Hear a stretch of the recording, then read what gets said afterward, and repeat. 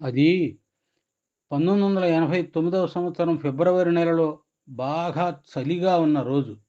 Delhi defence కాలనీలో ఇంటి అద్దె చెల్లించలేదని ఓ వృద్ధుణ్ణి ఇంటి నుండి గెంటేశాడు ఇంటి యజమాని. ఆయన ప్రాణప్రదంగా చూసుకునే పుస్తకాలను, పాత ఇనుప మంచాన్ని, 2 అల్యూమినియం పళ్ళేలను, చినిగిన బెడ్ కవర్‌ను కోపంతో వీధిలోకి విసిరేశాడా హౌస్ ఓనర్. ఈ సన్నివేశం మొత్తాన్ని ఓ విలేఖరి ఫోటోలు తీసి వార్తాపత్రికలో ప్రచురించగా, ఆ దృశ్యాలు చూసి దేశం విస్తుపోయింది. ఆ ఫోటోలో ఉన్న వ్యక్తి మరెవరో కాదు, ఈ దేశానికి 2 సార్లు తాత్కాలిక ప్రధానమంత్రిగా పనిచేయడమే గాక, కేంద్ర ప్రభుత్వంలో అనేక కీలక శాఖలకు మంత్రిగా బాధ్యతలు నిర్వహించిన నిస్వార్థ, నిరాడంబర, నిజాయితీపరుడైన రాజకీయ నాయకుడు గుల్జారీలాల్ నందా.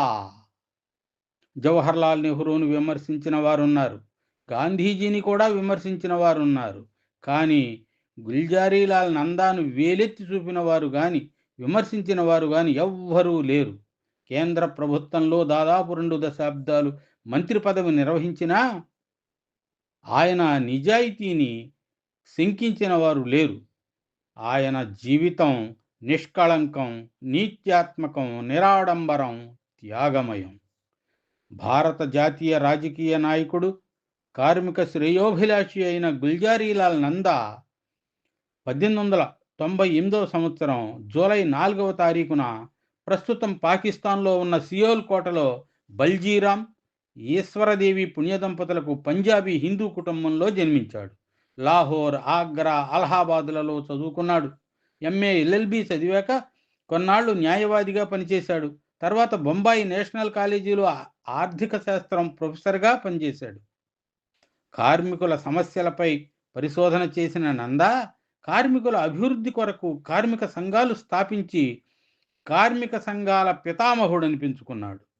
నందా లక్ష్మి అన్న ఆమెను వివాహమాడి 2 కుమారులు, 1 కుమార్తెకు జన్మనిచ్చారు. 1921లో నందా గాంధీజీని కలుసుకున్న తర్వాత కార్మిక సంక్షేమంతో పాటు స్వతంత్రోద్యమంలో కూడా పాలు పంచుకున్నాడు.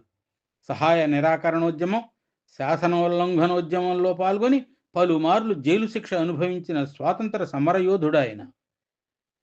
1937లో బ్రిటిషు ప్రభుత్వంలో బొంబాయి శాసనసభ్యునిగా ఎన్నికై రాజకీయ జీవితాన్ని ప్రారంభించిన నందా ఆ మంత్రివర్గంలో పార్లమెంటరీ సెక్రటరీగా, కార్మిక మంత్రిగా పనిచేశాడు. స్వాతంత్ర సముపార్జన అనంతరం 1950లో జవహర్లాల్ నెహ్రూ గుల్జారీలాల్ నందాను ప్రణాళికా సంఘం ఉపాధ్యక్షుడు, ప్లానింగ్ కమిషన్ వైస్ చైర్మన్గా, 1951లో ప్రణాళికా శాఖ మంత్రిగా నియమించాడు. నందా 1952 నుండి 1971 వరకు అనేక మార్లు కాంగ్రెస్ పార్టీ నుండి పోటీ చేసి లోక్సభ సభ్యునిగా ఎన్నికై కేంద్ర ప్రభుత్వంలో వ్యవసాయ, విద్యుత్, కార్మిక, రైల్వే శాఖలకు మంత్రిగా పనిచేశాడు. 1963-66 మధ్యకాలంలో నందా హోమ్ మినిస్టర్గా కూడా పనిచేశాడు.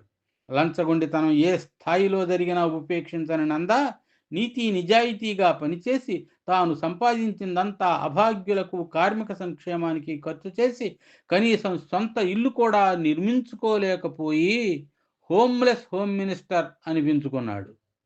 గుల్జారీలాల్ నందా 2 సార్లు భారత తాత్కాలిక ప్రధానమంత్రిగా పనిచేశాడు. 1964లో నెహ్రూ మరణానంతరం 27/5/1964 నుండి 9/6/1964 వరకు 14 రోజుల పాటు తొలిసారిగా తాత్కాలిక ప్రధానిగా వ్యవహరించాడు.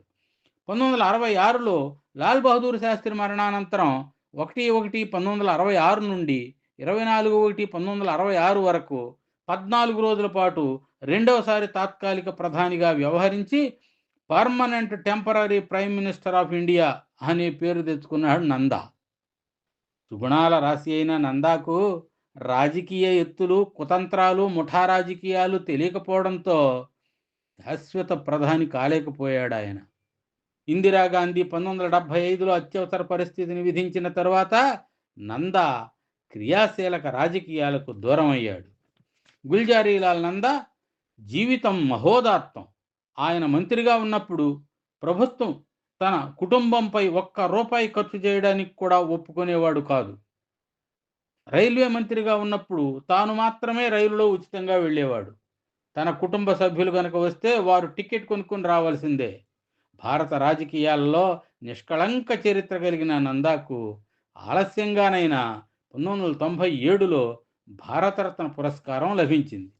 ప్రజాసేవకే తన జీవితాన్ని అంకితం చేసిన నిస్వార్థ నాయకుడైన గుల్జారీలాల్ నందా వృద్ధాప్యం పైబడి అనారోగ్యంతో 1998 సంవత్సరం జనవరి 15వ తారీఖున అహ్మదాబాదులో 99వ ఏట కీర్తిశేషుడయ్యాడు.